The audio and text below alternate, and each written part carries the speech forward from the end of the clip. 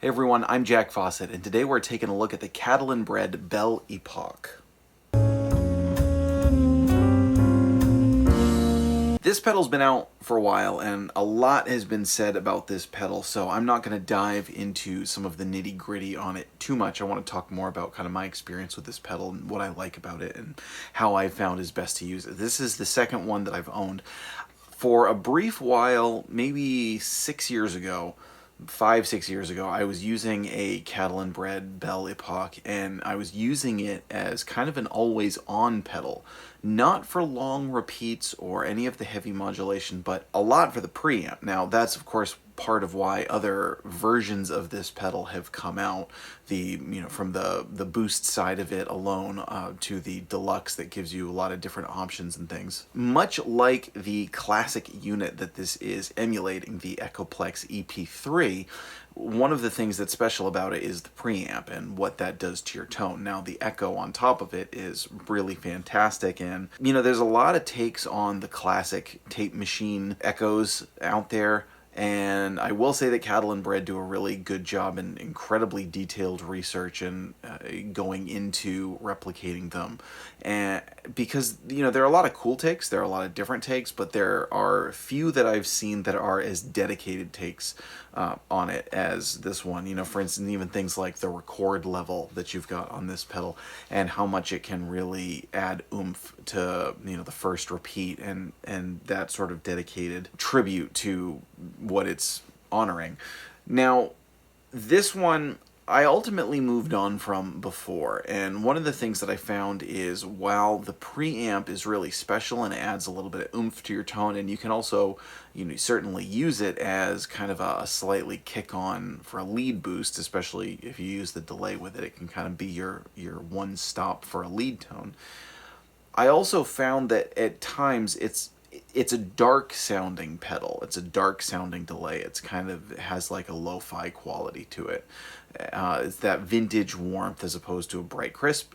Obviously, that's what you would expect from this type of delay, but this one in particular even has that kind of, has that darker tone to it. And there were times when I found that the preamp sounded a little too muffled. Now, not always. There were some times on the settings when I thought it just sounded just right, even like taming top end a little bit in a nice way.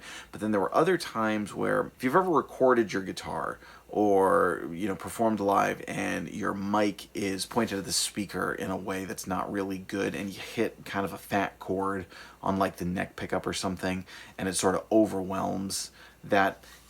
I found that this pedal can sometimes do that. Now, I used to run it on 9 volts, and I will say that that problem, I think, gets remedied at 18 volts. It opens it up a little bit more. So in this video, you're hearing it all on 18 volts.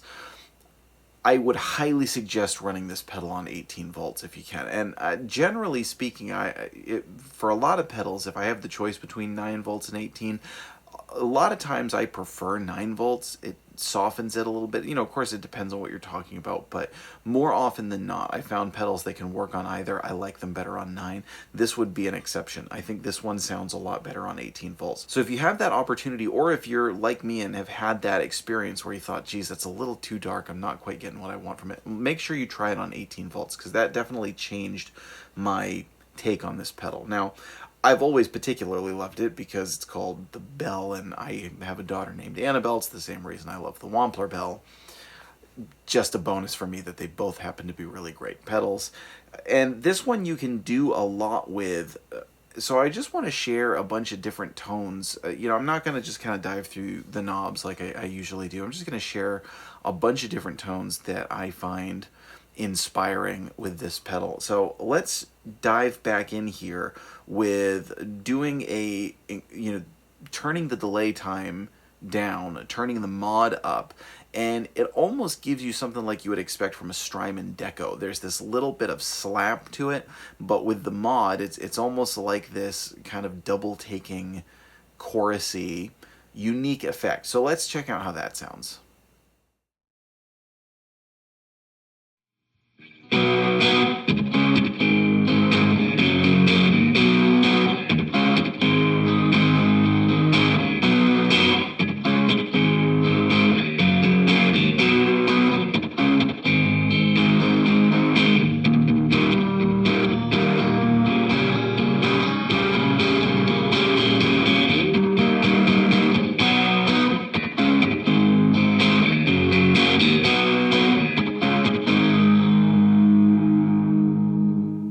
All right, next we're going to give it more time, keep the mod up, give it more on the record level too, and really hear how present that makes it sound. So this is you know, kind of the opposite of what we were just doing as far as timing goes, but check out how great this sounds if you want to do some more creative long time delays.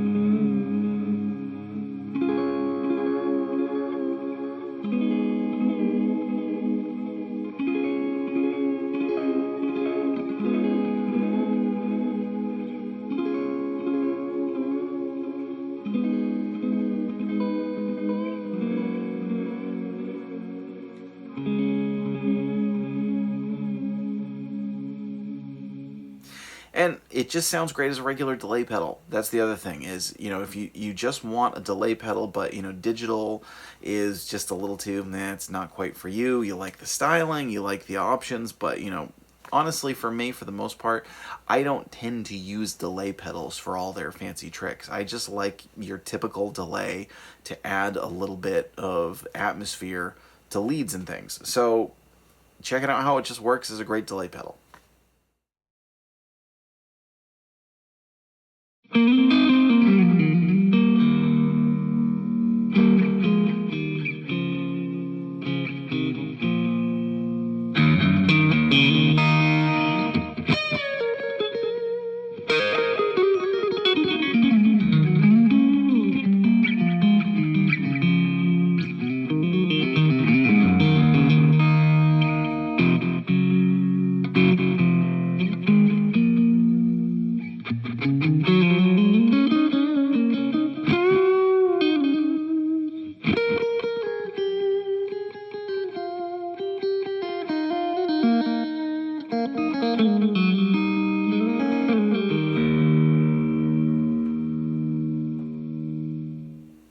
Now, I do want to mention a couple of things. First of all, today I'm playing a Fender Stratocaster. It's loaded with Lust for Tone Monterey pickups, and I'm playing into my Laney VC30, which is a great pairing for this pedal. I have also been running into the effects loop. However, with a vintage style tape echo, one of the classic ways is to run it into an amp that's driving. So I do want to play another tone here, and that is playing it into the front end of the amp. So I'm going to, instead of plugging into the effects loop, now I'm going to switch. I'm going into the amp, just into the input, and using the drive channel, because this one does a really cool thing. It's you know, I'm using a Stratocaster, so forgive the thing, but it really is reminiscent of like a Jimmy Page kind of sound, but of using the amp's drive to overdrive than the repeats and things, and it's a much more present, powerful delay.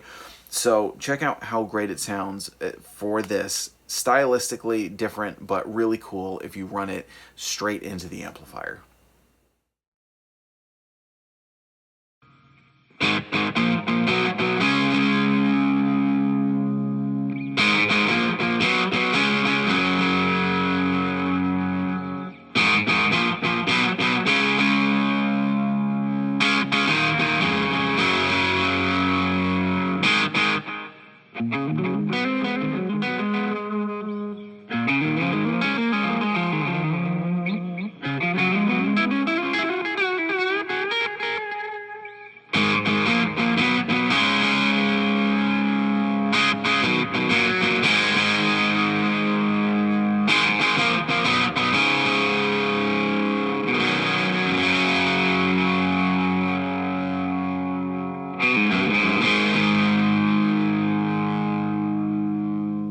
So let us know, what do you think of the Catalinbread Belle Epoch? Now there is also a trim pot on the inside to adjust the preamp, so that gives you more tonal flexibility, and of course there are other versions of the Belle Epoch. There are, again, you know, there's the Boost, there's the Deluxe.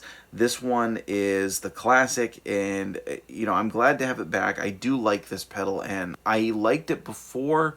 I think you know, at one point, oftentimes we kind of get disenchanted with the pedal and move on from it, sell it, trade it, you know, it's part of the pedal game. But I have a deeper appreciation for it years later, so I'm glad to have another one. Please let us know if you have experience with this one. Are there other dedicated Echoplex delays that you really like that are out there? Do you use an actual tape machine? Let us know in the comments. I'm Jack Fossett. Remember to like, share, and subscribe. Join me on Patreon if you would like personal gear tips and help finding your sound. We'll see you next time.